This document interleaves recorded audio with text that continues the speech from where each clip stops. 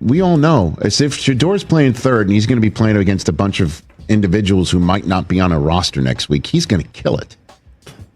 He's going to absolutely smoke it. If his last time on the field is an indication. That is not an outlier. He's going to kill it. And I've told you already, the one thing that Shedeur Sanders is 100% ensured is that no matter who starts for the Cleveland Browns, that individual will be booed until he starts. Right. Unless Flacco is so, clear head and shoulders and they're winning games, then that won't be the case. Couple days, 3 days until roster cutdowns. How do you feel about that? Do you feel like you belong here on this team?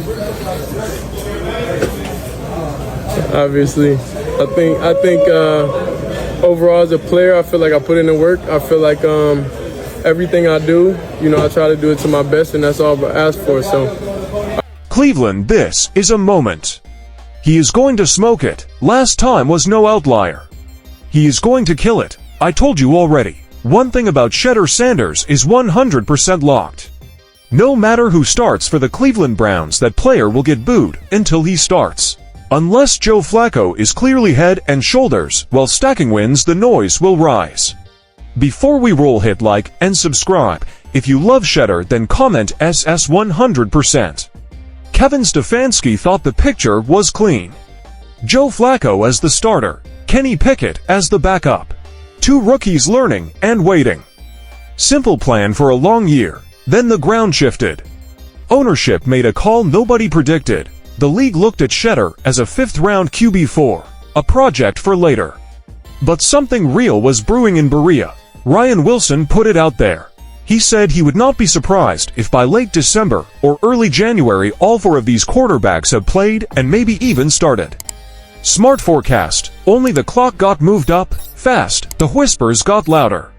Then they became roars. Unless Flacco is clearly above the pack, and they are winning every week, the status quo will not last. I heard the chatter too. Group chat questions. Any chance Shedeur gets moved right now? No way, really, maybe. How do you keep four quarterbacks? Somebody has to go. Would a trade even make sense? If Shedeur did get moved, it would be wild, but here is the thing. I have been around this game long enough to know when something does not smell right. What is happening in Cleveland has the look of the biggest quarterback shakeup since Johnny Manziel walked in. Only this time the pieces fit. People keep pointing at the rough outing Wilson mentioned. They say he left clean pockets like he did at Colorado. Easy clip, safe take. Here is what they skip. That same weekend, while Studio Talk labeled him as a developmental arm, something else was happening. Shedeur was not sitting in the back row. He was taking a room. CBS Sports laid out the debut. 2 touchdowns, 14 of 23.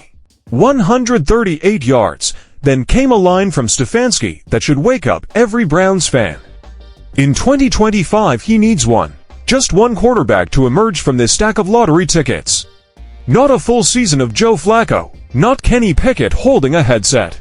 One quarterback who takes the job. If you have watched the tape and read the hints coming out of Berea, you know who that is. Roll it back to draft night.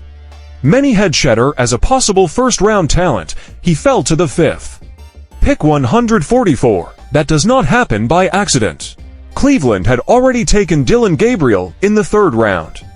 Why double dip at quarterback unless they knew something the rest of the league did not? Why spend capital unless the plan ran deeper than camp depth? Andrew Berry is not a safe move GM. He is the one who pushed the Deshaun Watson trade. For better or worse, he takes swings. When Berry said they were fine-keeping for quarterbacks, he was not talking about extra arms for August. He was talking strategy, a board with pieces. And Shedeur was the queen from day one. Move that piece and everything changes. Yes, Flacco got the starter tag.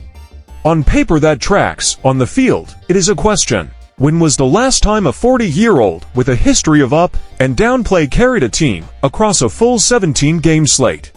When was the last time Stefanski sat back and wrote a pure game manager for an entire year? That is not how he coaches. That is not how this league moves. Here is the part they are not saying out loud.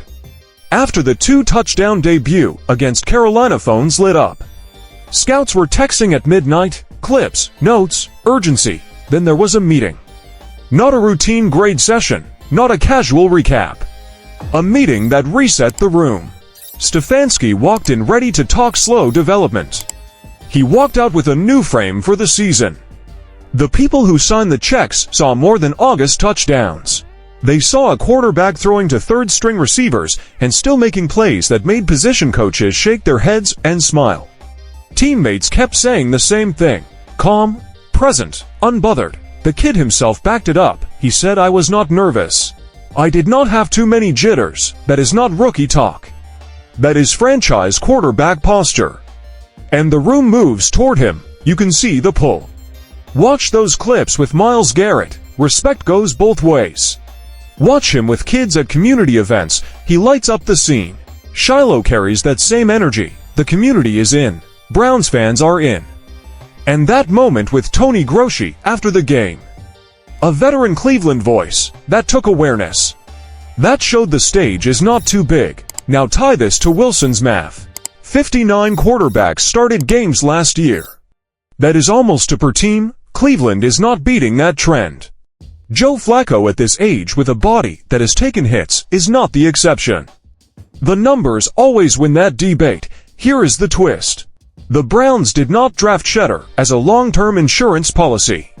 Sports Illustrated reported he was already getting third-string reps in the preseason finale. That is not about draft slot. That is about intent. That is about urgency. What stunned Stefanski was not the arm. They saw that at Colorado. It was not the legs. That was on tape. It was the command. He stepped into the huddle like he owned it. He made pre-snap calls some veterans never master. He set protections. He moved pieces. He processed fast. Ownership knows the cost of average. They have lived it. They do not want a rerun. When they see a quarterback who reads the field, who makes throws under pressure, who carries himself like he belongs, they do not wait for a perfect on-paper timeline.